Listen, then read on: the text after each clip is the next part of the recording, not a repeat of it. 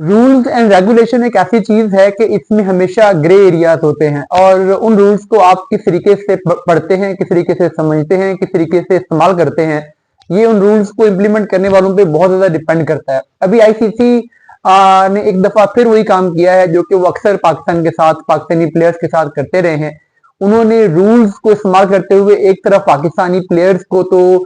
नुकसान पहुंचा दिया, फाइन कर दिया, दूसरी तरफ पाकिस्तानी प्लेयर्स के साथ होने वाले मामले को उन्होंने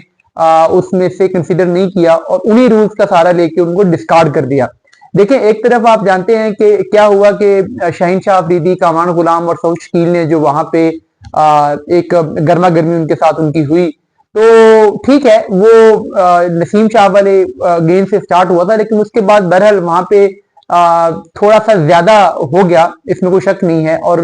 वहां पे जो चिपिंग हो रही थी, जो आपस में बातें शातें हो रही थी, वो तो ठीक है, मैच के इन्वायरमेंट में जस्टिफाइड है, लेकिन जिस तरीके से विकेट लेने के बाद सेलिब्रेशन की गई, बुमराह के सामने आके शाहीन ने की, वो थोड़ा अनजस्टिफाइड था। उससे पहले जो थोड़ी सी एक एक्टिवेशन हुई थी टीम के अंदर, जो एक बॉडी लैंग्वेज चार्ज हुई थी, वहां तक ठीक था। लेकिन अगर पाकिस्तानी प्लेयर्स ने ये गलत किया, पाकिस्तानी प्लेयर्स ने वहां पे सेलिब्रेशन गलत की,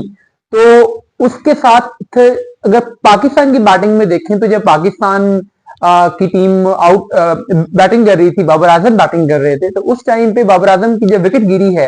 तो मल्डन ने जिस तरीके से वहां पे सेलिब्रेशन की है साउथ अफ्रीका के बॉलर ने बाबर आजम को आउट करके, वो भी तकरीबन उसी तरह की थी जिस तरह की सेलिब्रेशन शाहीन ने या कामरान गुलाम ने की थी, और उन्होंने बेसिकली वहां पे उसी का बदला लिया था। तो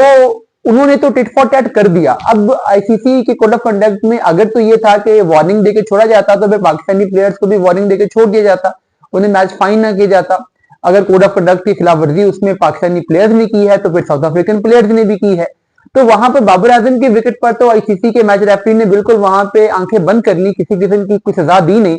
लेकिन जब पाकिस्तानी फील्डर्स ने किया तो पाकिस्तानी बॉलर्स को इसकी पनिशमेंट मिली। अब ये मामला पीसीबी को भी देखना चाहिए। पीसीबी इसमें में होस्ट कंट्री है, वो खुद सीरीज करवा रहे हैं, और उनके अपने प्लेयर्स को ही अगर यहाँ पे इंसाफ नहीं मिलता, अगर उनके साथ ही जस्टिस नहीं होता, तो पाकिस्तान क्रिकेट बोर्ड इस मामले में बहुत ज्यादा कमजोरी दिखाएगा। अगर ये आईसीसी टूर्नामेंट होता तो फिर भी समय आती थी कि ठीक है, सारी चीजें आईसीसी के कंट्रोल में है, दैट्स व्हाई आप कुछ कर नहीं सकते थे। लेकिन होम सीरीज में भी आईसीसी मैच रेफरी जो है वो, अगर वो आपकी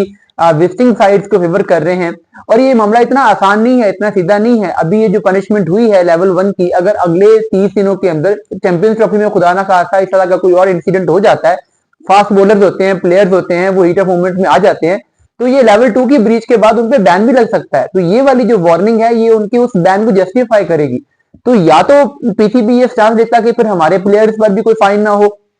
उनको भी यहाँ पे लेट गो कर दिया जाए, या फिर साउथ अफ्रीकन प्लेयर्स पर भी किया जाए। लेकिन हमारा बोर्ड हमेशा की तरह डिफेंसिव है, हमारे बोर्ड ने हमेशा की तरह कुछ नहीं किया, और एक दफा फिर से रूल्स का पाकिस्तान टीम को, पाकिस्तानी प्लेयर्स को नुकसान हुआ है।